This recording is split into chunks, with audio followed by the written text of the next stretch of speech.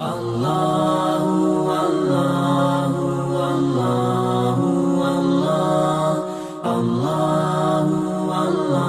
اللہ علیہ وسلم سے جو سوالات پوچھے جاتے تھے،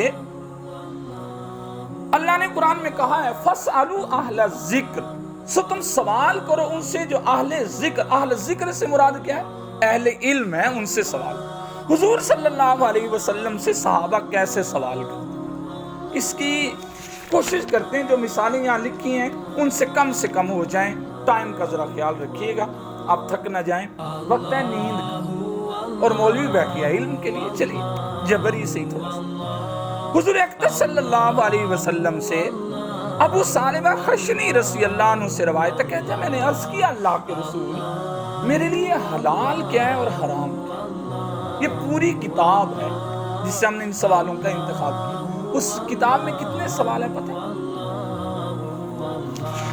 ڈھیر سارے ہوں گے، 547 سوالات ہیں وہ جو صحابہ اکرام نے رسول اللہ صلی اللہ علیہ وسلم سے کی۔ 500 ساری ابھی ورقہ میں دیکھ کے آیا، کافی دیر میں فجر کی نماز کے بعد بیٹھا رہا، تو ایک سوال بھی ایسا نہیں ملا جو زندگی کے معیار سے ہٹا ہو۔ اگر آپ عشاء تک بیٹھے تو سارے بیان کریں،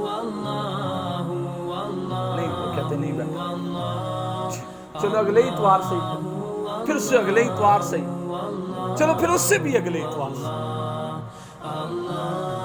ہاں میرا تو ذہن ہے کہ سارے بیان کر لیں، سارے ہی سوال زندگی کے لیے بڑے قیمتی ہیں، پوچھنے والے صحابہ ہوں اور بتانے والے سبحان امام الانبیاء، جو پوچھنے والے تھے وہ بھی چنے ہوئے تھے، اور جس نے بتایا وہ تو ساری کائنات کے سردار، ان کا تو ایک ایک جملہ، ایک ایک لفظ ایسا ہے جو ہیرے اور جواہرات سے جڑ دیا جائے تو بھی اس کا حق ہے۔ وہ بولتے ہیں تو انسانی زندگی کو ایک ایک جملے میں سمو کے رکھ دیتے ہیں، یہی تو ان کا کمال ہے۔ حضور صلی اللہ علیہ وسلم نے فرمایا باد نسیم سے میری مدد کی گئی، میرا سینہ ٹھنڈا رہتا ہے۔ ابو ہریرہ رضی اللہ عنہ نے آ کے عرض کیا لوگوں نے مجھے جھڑکا ہے کہ ہر بات نہ حضور صلی اللہ علیہ وسلم کی لکھ لیا کر، آپ کبھی غصے میں بھی ہوتے ہیں، آپ کبھی خوش بھی ہوتے ہیں۔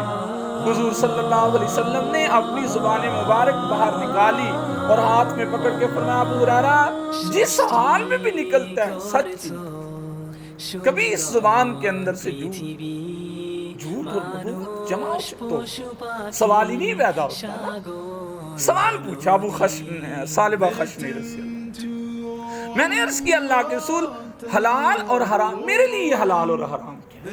دو معنی ہیں اس حدیث کے، تھوڑی سی آپ نیند کی قربانی دیں، میں بس کوشش کرتا ہوں بات کو لو سوچا۔ فرمایا حضور صلی اللہ علیہ وسلم نے نیکی وہ ہے جس پر تیرا نفس اور دل مطمئن، یہ حلال بتا، اور حرام وہ ہے جس پہ نہ تیرا دل مطمئن ہو نہ تیرا نفس مطمئن ہو۔ کیا مطلب؟ حرام کھانے سے کبھی عبادت میں اطمینان نصیب نہیں ہوتا، اور حلال کھانے سے انسان کی زندگی میں سکون ہوتا ہے، اولاد فرما بردار ہوتی ہے، جائز کماؤ تاکہ اللہ کی رحمت گھروں پہ ناز۔ حلال اور حرام کی اتنی مباحث ہیں کہ یہ تو پھر بہت طویل ہو جاتا ہے۔ حضور صلی اللہ علیہ وسلم نے فرمایا حلال بھی واضح ہے، حرام بھی واضح ہے، اور اللہ نے کچھ چیزیں درمیان میں چھوڑ دی جو مشتبہ ہیں، ان کو نہ چھیڑنا، ان پہ اللہ کا پردہ پڑا ہوا ہے، بس وہی رہنے دینا۔ جو ان میں جا کے پڑے گا نا بس وہ حرام میں پڑ جاتا ہے۔ بیوی کس حد تک انسانی جسم پہ حلال ہے بس وہیں تک رہے، یہ اگلی باتیں مت پوچھے، چھوڑ دیں ان چیزوں کی، یہ کیا چیزیں پوچھنے کی ہیں؟ جتنا اسلام نے اس کے بدن اور جسم سے فائدہ اٹھانے کی اجازت دی وہ حلال، اور جتنا اللہ، یہ سود جو ہے یہ عقل میں آتا ہے؟ کیوں؟ عقلاً سوچے نہیں ذہن میں آتا، یار پیسوں کا نفع ہی تو ہے، بینک کو دیے تھے انہوں نے نفع ہی دیا، اور کیا چیز سے؟ اس سے بھی پہلے آپ کیوں نہیں سوچتے کہ اللہ اور اس کے رسول نے سود کو حرام کر دیا، بس ٹھیک ہے بات کرو، ماں سے نکاح حرام کر دیا، کفر کی حرکت، بہن سے، بیٹی سے، اور جو نامحرم ہے اس سے نکاح اللہ نے جائز کرا دیتی، بس ٹھیک ہے۔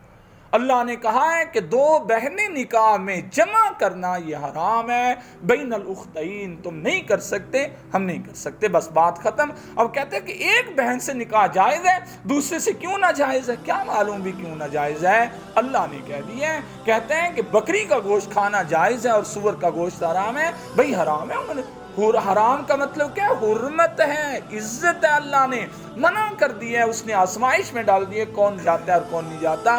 جو نہیں جائے گا ہم جنت کی نعمتوں سے اسے سیراب کریں گے، اور جو چلا جائے گا جہنم کی آگ اس کا منکر۔ اس نے ہماری نافرمانی کی، اس نے گوشت نہیں کھایا، اس نے نکاح کی جگہ نہیں بدلی، اس نے ہمارے حکم کی بے ادبی کی ہے۔ یہ سوال پھر پوچھا اللہ کے رسول، دوسرا سوال، جہنم میں لے جانے والے اعمال کون سے؟ بہت ہیں، لیکن اس حدیث میں ابو ہریرہ رضی اللہ عنہ کہتے ہیں، میں نے دیکھا کہ ایک آدمی نے سوال کیا تو حضور صلی اللہ علیہ وسلم نے فرمایا اکثر لوگ دو وجہ سے جہنم میں جائیں، اکثر لوگ۔ اب یہ دیکھتے جائیے سارے سوال ہماری زندگی کے لیے ضروری ہیں یا نہیں؟ فرمایا دو چیزیں انسان کو جہنم میں لے جاتی ہیں، ایک انسان کا منہ اور دوسرا انسان کی شرم۔ منہ کو حرام کھانے کی عادت پڑ جائے تو، اور شرمگاہ کو عادت پڑ جائے بدکاری کی تو، کون سی چیز ہے پھر اسے جہنم سے بچا سکے؟ دونوں چیزوں کی آپ نے فرمایا میں محمد تم سے وعدہ کرتا ہوں تم دو چیزوں کی مجھے ضمانت دے دو، ایک زبان کی اور ایک تمہارے دو رانوں کے درمیان ہے، تم ان دو چیزوں کی ضمانت دو کہ تم اسے پاک رکھو گے، میں محمد وعدہ کرتا ہوں کہ میں تمہیں ساتھ جنت میں لے کے جاؤں گا۔ یہ اتنی بڑی بشارت حضور صلی اللہ علیہ وسلم نے سنائی ہے کہ شاید کسی عمل پہ ہو، لیکن سوچنے کی بات تو یہ ہے نا، ہم زبان کا صحیح کتنی غیبتیں ہیں، کتنی اور چیزیں ہیں جو ہم کرتے رہتے ہیں، اور شرمگاہ کا بلا وجہ اس میں غیر ضروری استعمال، یہ کیا ہے؟ ضبط نفس ہی نہیں۔ پھر پوچھا گیا، طبرانی میں آیا ہے، ابن عباس رضی اللہ عنہ کہتے ہیں کہ حضور صلی اللہ علیہ وسلم کے سامنے آیت تلاوت کی گئی کہ لوگوں پاکیزہ چیزیں کھاؤ، تو صاف ستھری چیزیں کھاؤ، تو حضرت سعد رضی اللہ عنہ کھڑے ہوئے عرض کیا اللہ کے رسول کوئی ایسا نسخہ ہے آپ کے پاس کہ میں جو بھی دعا مانگوں وہ قبول ہو جائے؟ ہوتی کتنی دعائیں قبول ہو رہی ہیں؟ سوچا ہے کبھی؟ چلو سوچنے کی تو بات ہی چھوڑیں۔ تو حضور صلی اللہ علیہ وسلم نے فرمایا سعد جب تک تم حرام کے لقمے سے اپنے پیٹ کو بچاتے رہو گے اللہ تمہاری دعاؤں کو قبول کرے۔ جس پیٹ میں ایک حرام کا لقمہ چلا جاتا ہے، حدیث میں آیا 40 دن تک اللہ اس کی کوئی عبادت قبول نہیں۔ یتیموں کا مال ہم کھا جائیں، بیواؤں کا مال ہم کھا جائیں، ہمیں کوئی پوچھنے والا نہ ہو، تو یہ تھوڑی سزا ہے کہ اللہ نے کہا کھاؤ جو کھانا ہے، اگر تم پرواہ نہیں نہ کرتے کھانے پینے میں تو ہمیں بھی تمہاری دعاؤں کی کوئی پرواہ نہیں، چلو دفع ہو جاؤ۔ حرام کھانے سے کوئی حج نہیں قبول ہوتا تھا۔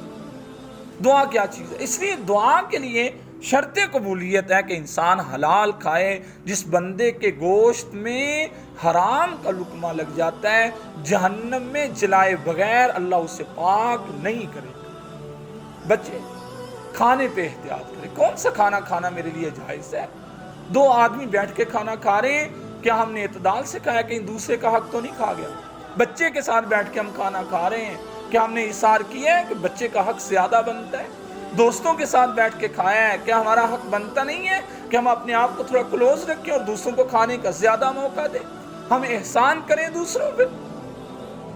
یہ سوچنے کی بات ہے۔ پھر پوچھا گیا آخری بات، جی آج کی باقی باتیں پھر سے انشاءاللہ، آخری بات آج کی ہے، رسول اللہ صلی اللہ علیہ وسلم سے پوچھا گیا کہ اللہ کے رسول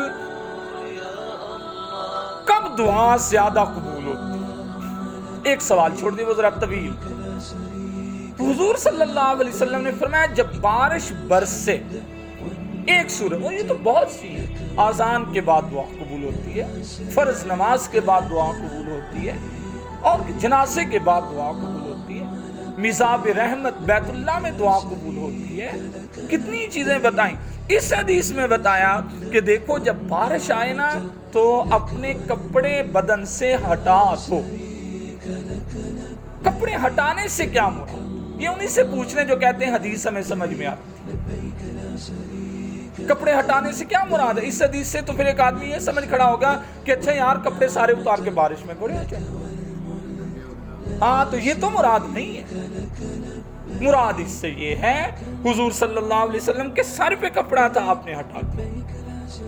حضور صلی اللہ علیہ وسلم کے بازوؤں پہ کپڑا تھا، اوپر حدیث میں ایک جگہ آیا ہے کہ آپ کے پاؤں پہ بھی کپڑا تھا، آپ نے وہیں سے بھی ہٹا دیا، اور اپنے گریبان کے بٹن جو تھے وہ کھولیں اور سینہ تھوڑا سا آگے کر کے کہا اے اللہ پاک پانی ہے، جس طرح یہ پاک ہے ہمیں بھی اسی طرح پاک، یہ تیری طرف سے ہو کے آیا ہے، یہ تیرے قرب سے آیا ہے۔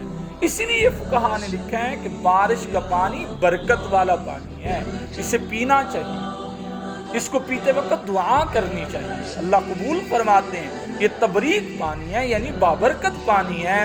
کتنے لوگ ہیں جب بارش آتی ہے تو دعا مانگتے ہیں؟ کبھی ایسے ہوا منجیاں اندر کر دو، فٹافٹ اندر بھاگو، چھتری لے آؤ، کبھی علم سیکھا ہو، کبھی سنت ذہن میں ہو نا، تو آدمی کوئی لمحہ ضائع نہیں جانے دیتا، وہ سمجھتا ہے کہ مجھے اس کام سے کتنا فائدہ اٹھانا ہے۔ اس لیے حضور صلی اللہ علیہ وسلم سے صحابہ متعدد سوالات کرتے تھے، ایک سے بڑھ کے ایک سوال بہت دلچسپ ہے، انشاءاللہ کوشش کریں گے کہ آئندہ اگر روزہ ہو گیا تو پھر تو بیان ہوگا، اور اگر عید ہو گئی تو پھر آپ عید کیجیے، ہم عید کے بعد ملیں گے۔